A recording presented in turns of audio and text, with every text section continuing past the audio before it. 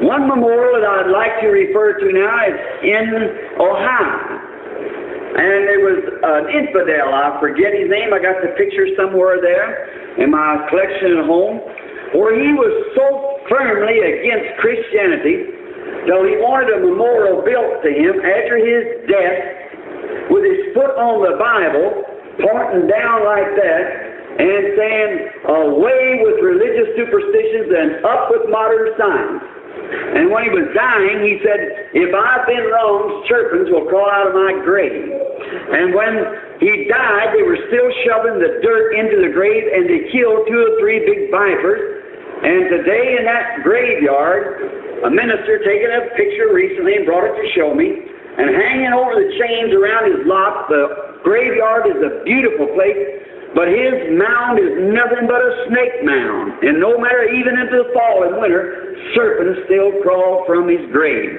A memorial. God forbid me ever have a memorial like that, or any of you.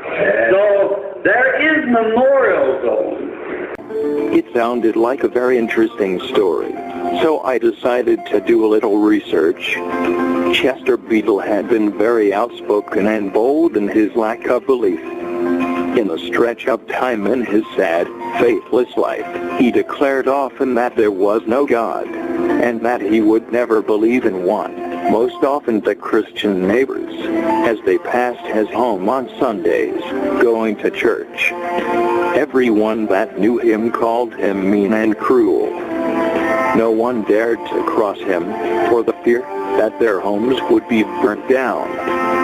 Bedell even went as far to construct an idol of himself, a monument of solid bronze. In his uplifted right hand were inscribed these words, Universal Mental Liberty. Beneath the left foot, he depicted a scroll representing the Bible with the inscription, Superstition. He was heard saying away with religious superstitions and up with modern science. Before his death in 1908, at the age of 82, Bedell declared vehemently that there was no such thing as God. But, as a passing jab at his creator, he made this final remark. If there is a God, or any truth in the Bible, let my body be infested with snakes.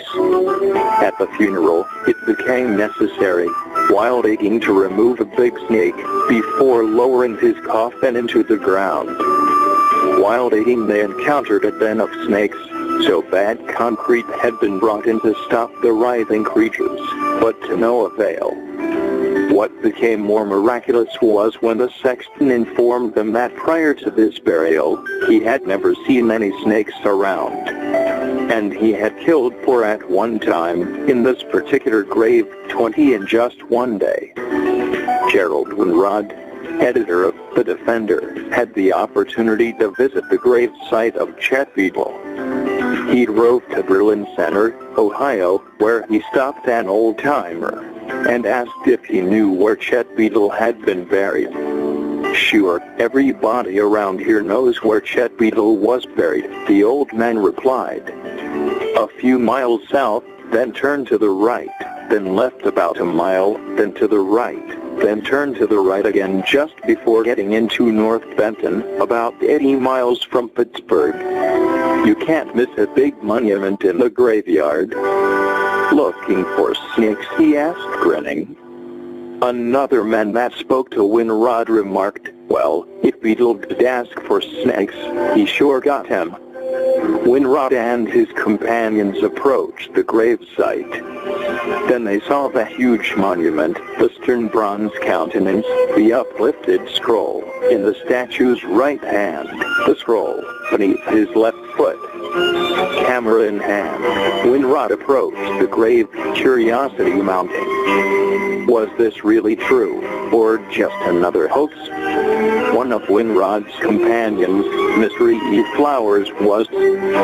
As they walked around the gravesite, they counted 6 of the snakes, one which Mr. Flowers killed, and another Winrod photographed. Garter and black snakes, the black snakes nearly 7 feet long. The neighbors, seeing the steady stream of photographers, informed the tourists that it seemed as if the more snakes they killed, the more abundantly they returned. Since the day Bedell was lowered into the ground, the grave lot has been filled with angry, sinister snake holes.